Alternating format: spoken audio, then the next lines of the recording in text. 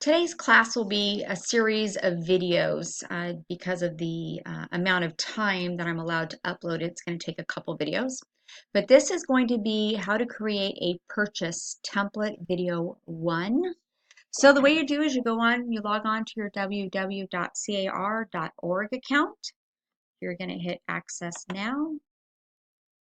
Your information should fill in, sign in.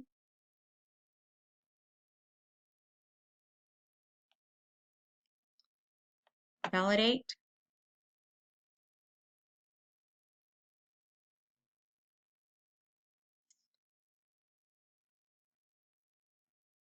Okay, then you should get this part. Now you're going to come over here to templates to create your template. For the purpose of the class, we're going to create a blank one. And a template is basically what this is going to do is a template creates all your fill-in information so that the next time you go write an offer, all that major information is already in your system. So you're not having to manually type all the boxes over and over. So this will just literally have the template. There's going to be some modifications that you're going to be making, and we'll talk about that through that. Okay, so again, for the purchase template, we're going to hit our template here. We're going to hit New. We're going to call this a purchase template. I typically make mine an address, is how I do mine. So, but when you write another offer, but for the template part of it, I'm going to just call this purchase template video 1. Okay. Now what you're going to do is you're going to hit residential. Go ahead and mark this box, automatically apply this template to a purchase residential transaction, and you're going to save it. Okay, now you get this blank screen. Okay, so I'm going to move, you're going to be going to this document section, which is where you need to be. I'm going to move this screen over. You're going to go to all forms. Okay, the other thing you need to have is some of our outside disclosures, so you need to load those as well. So I'm going to show you how to do that in a minute. But in the meantime, we'll start with the forms that are already here. The first one you're going to start with is your cover sheet. Go ahead and add that. Your cover sheet is where you're going to put your buyer's name and their email. That's actually how your digital signatures is going to look for the email addresses to automatically populate that. So if you don't have their email in there, it doesn't know where to send the electronic signature. So we'll go back to that. Okay, so you have your cover sheet. Also, your MLS Connect, you'll also need to be on your cover sheet for doing that. We haven't gotten to that step. That will probably be another video as well. So cover sheet in. The next form you're going to need is your purchase contract, also known as your RPA. There we go. Next form that you're going to need is going to be your BRE, which is your buyer represent agreement, if you choose to do that. Go ahead and put in your buyer counter number 1. Again, this is just a template of all the forms you think you're going to need for a purchase contract. So BCO for buyer counter. Go ahead and just do 1 for now. You may find if you're countering back and forth, you may need to add these to your contracts later. An addendum, just in case there may be some closing costs, you're going to write that there. Request for repairs, which is RR. Typically should only need 1, possibly. BIW, buyer inspection waiver. If you've recommended to your client that they need to do a home inspection, a pest inspection, and they choose not to do that, then you want them to sign this waiver that says, hey, buyer, I kind of warned you to have these completed, and so what they're going to do is sign off saying, nope, we don't want to do it, and that saves you a headache if they have to go to court. Okay, and the next one we're going to do is a BIE. Minute you go into contract, this is the form you really need to send them next. That's a buyer inspection election. It's a list of types of inspections that the buyer has the right to perform. And again, that keeps you out of hot water if your buyer, gives them a list so they don't come back and say, well, I didn't know I could do a mold test. You didn't tell me. So this kind of helps that. Okay, so then the next one is going to be receipt for reports, RFR. And that's just a document stating that, in fact, you have given your buyers a copy of the NHD report, the preliminary report, CCNRs, HOAs, a home inspection, pest inspection, roof inspection, sewer inspections, just any little report that you got so you can validate, in fact, that your buyer did receive all those and they're signing that they agreed that they did. Okay, now what we're going to do is I want you to add some external documentation in here. So the way we do that, so I'm going to scroll this, I'm going to X out of that. I'm going to scroll this over. We're going to go over here, add doc. Okay, browse for documents. So now here I've got my desktop. So I'm going to go C21 disclosures. I'm going to add my affiliated business agreement. I'm going to hit open. Okay. Going to add it. See, it's right here. Another doc we're going to add is a drought advisory. So again, you should have had this already on your desktop prior to the class, and along with a copy of your checklist as well. Okay, so those are the forms that we have. That's what you're pretty much going to need for any transactions. So now let's go to your cover sheet real quick. You are going to, on your templates, leave this blank, but I just want to show you what it is. Okay. So to go back to where your forms were, my forms, and click over here, it'll give you a list. Or you can do the back button, either one. Okay, so purchase contract, that's what we're going to be working on as a template. Okay, again, this is a template, so some of this is going to be left blank, but when you go in to write a real offer, then you'll start adding stuff, okay? So for this part, we're going to leave some of this buyer information blank. For the agent real estate firm, go ahead and type in Century 21, M is appropriate. Our BRE number is 0118385. Now, as you see, some of this auto-populates, and that will happen down the road for you. Okay, I'm going to add in my BRE number, 014. Thanks. Okay. And then my name. And for me, I can do the drop down. You guys most likely will have to fill it in. Okay. Anytime I make a change on a page, I'm going to go ahead and just save it. Okay, the rest of the stuff, you're just going to go down till you get to the purchase agreement.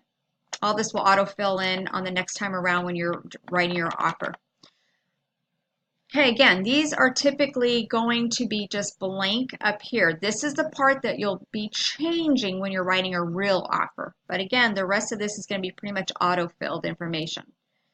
Okay, so here we're going to be putting in that we are only representing the buyer on this particular case.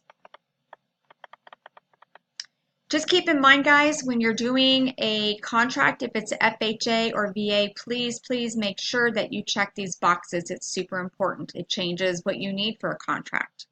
For now, we're going to leave them blank.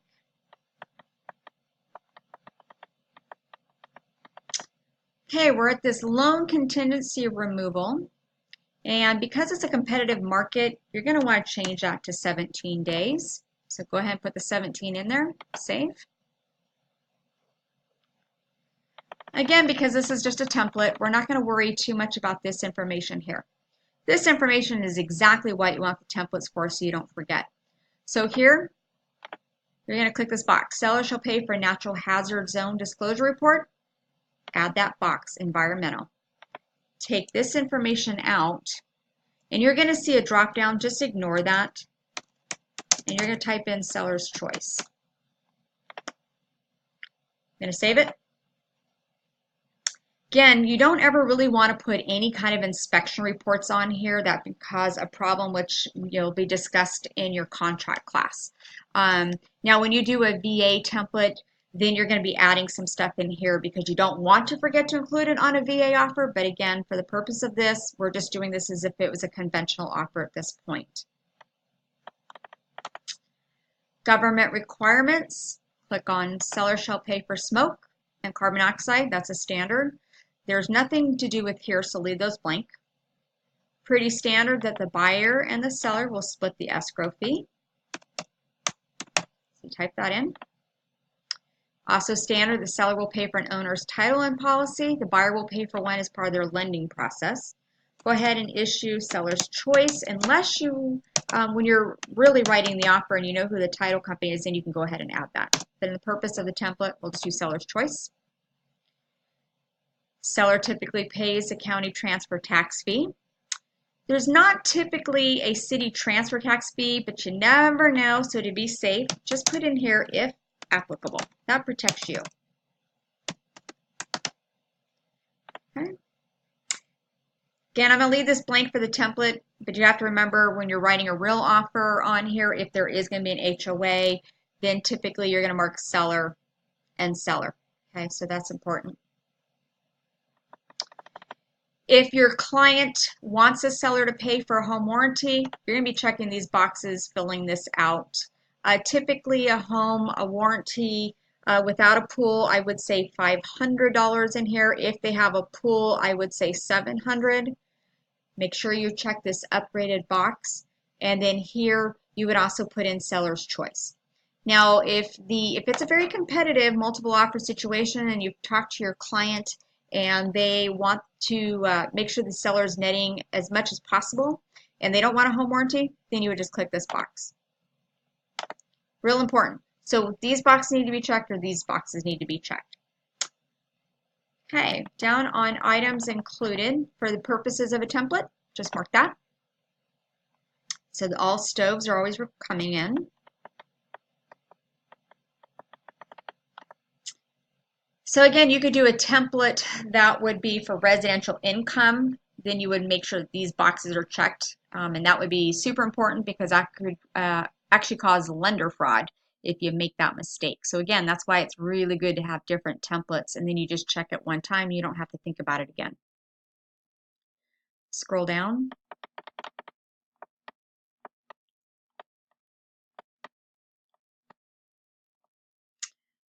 Okay.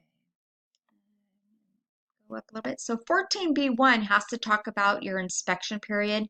There again, in a competitive market, you're either going to want to put in 10 days in here that your buyers can do inspections or 12 days. On my templates, I leave mine as 10, so I'm going to put that there, but you can change that whatever you would like. Go ahead and hit save.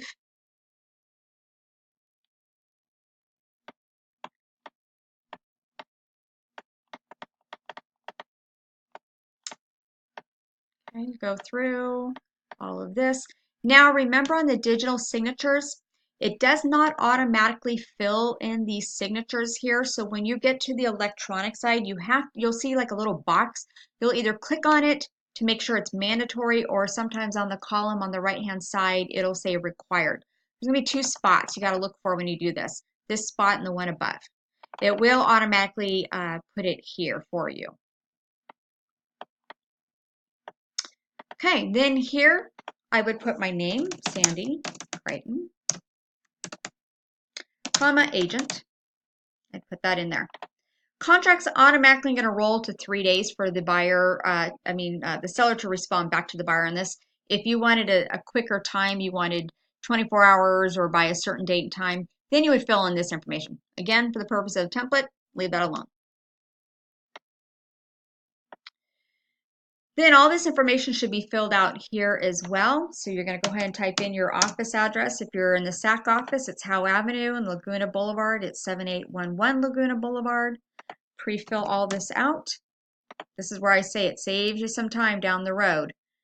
You can do your telephone number in here.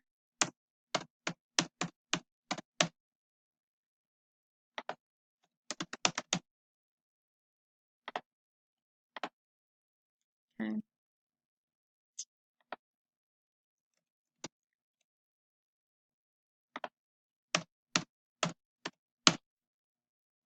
Okay. Don't worry about the dates, leave those blank. Go ahead and hit save. The rest of it's all will be autofilled. Okay, so that's the end of how you create a purchase template. The next video we'll talk about is how do you do the MLS Connect and how do you apply this template.